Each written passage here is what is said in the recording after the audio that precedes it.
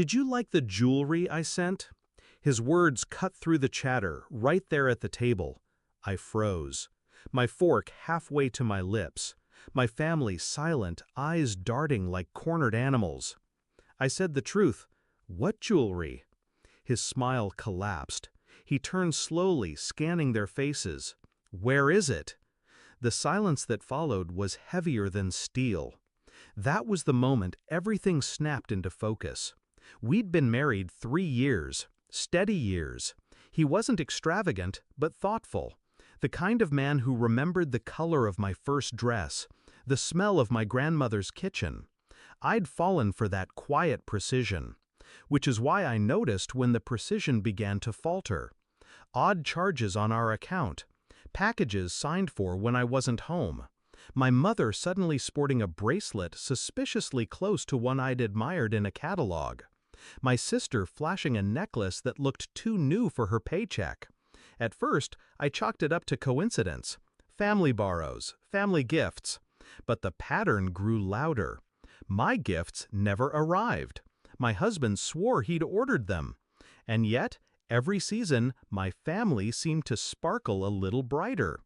I didn't connect the dots, not until that night. I didn't lash out. I didn't demand answers or flip the table. I smiled, as if nothing was wrong, while inside, something very sharp settled into place. If my family thought they could siphon love meant for me, take what was mine, lie with straight faces, they underestimated me. Revenge isn't rage. Revenge is architecture. So I built. First, I asked for patience.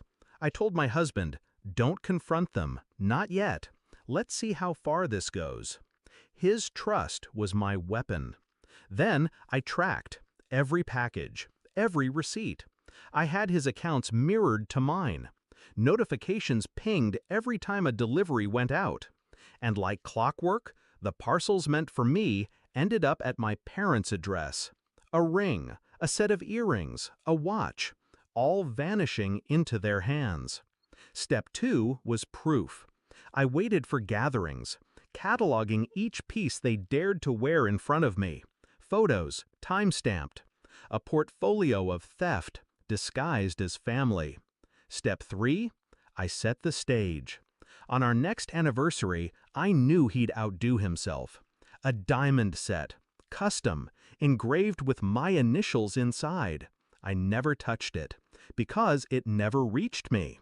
It arrived at their doorstep. My mother signed for it. And 2 days later, she wore it to dinner. Bold, careless.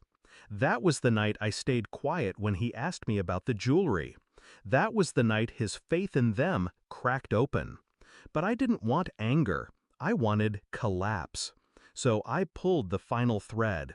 I contacted the jeweler, reported the theft, filed insurance, provided the photos, the receipts, the tracking. Every trail pointed back to one address, my parents' home. The insurance company paid out immediately, double value. My husband replaced the set, this time delivered directly to my office. But the investigation didn't stop. Within weeks, police showed up at my parents' door. Questions about mail fraud, federal territory. My mother's hands shaking, clutching that necklace she swore was a gift. My sister silent for once, lips pale. Their faces must have burned when they realized the trap was legal, airtight, irreversible. The climax came quietly. At Sunday dinner, they tried to act normal. Plates, small talk, forced laughter. Then I placed my hand on the table, diamonds catching the light. The real set, engraved, unmistakable. Their eyes dropped instantly. I leaned forward, calm, controlled. You took everything he gave me. But this was never yours. Not a scream, not an accusation. Just truth, sharpened to a blade. The silence that followed wasn't heavy anymore. It was final. After that, they stopped calling.